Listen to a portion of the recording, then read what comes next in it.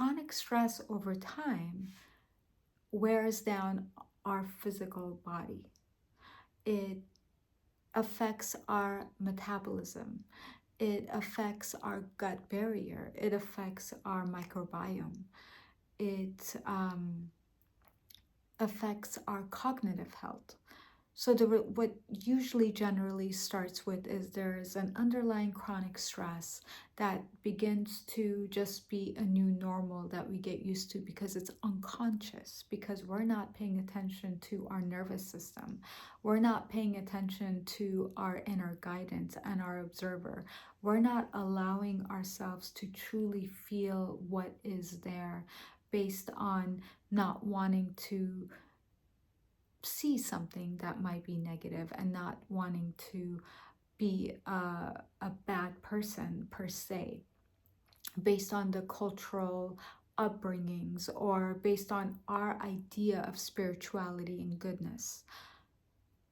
And that chronic stress now begins to contract our digestive system. It begins to slow down our motility. It begins to break down our stomach's health and our stomach's ability to break down food.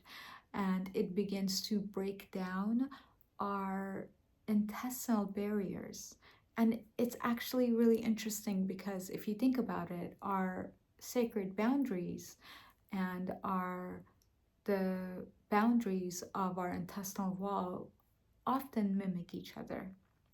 When we are not able to maintain sacred boundaries with the world outside of ourselves, we'll often experience leaky gut, intestinal permeability.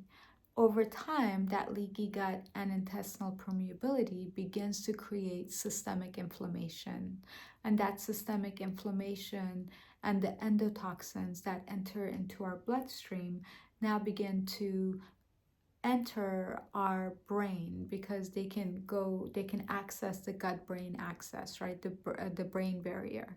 And that inflammation, systemic inflammation, now enters on the level of the brain, and that's where we start having more cognitive issues like depression, anxiety, more severe things like bipolar disorder or OCD, and different cognitive disorders that are often not explained but given certain medications to just even block further, which then even separates us even more from our inner authority and recognizing what it is that we're here to learn.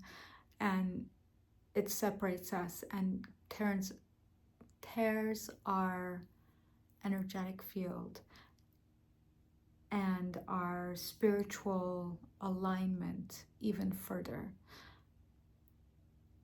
and invites lower vibrational bacterial to take over our gut lining. And then it just becomes this vicious circle that now other disease, chronic disease, begin to form from that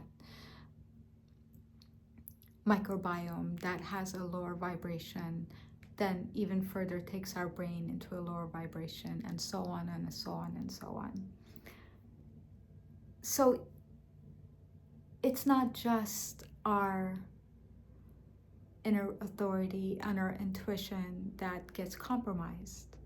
It's also our physiology, it's our health, it's our well-being, it's the way we show up into our world and how we experience our life force.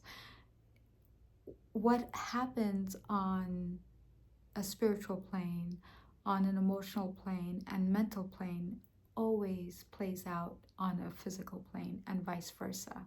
They're not disconnected. So if it doesn't motivate you enough to practice your spiritual discernment for the sake of cultivating a relationship with your inner authority, perhaps wanting to have a healthy body, a strong metabolism, a healthy mind, a healthy gut, a healthy capacity to respond to stress might be a deeper motivator.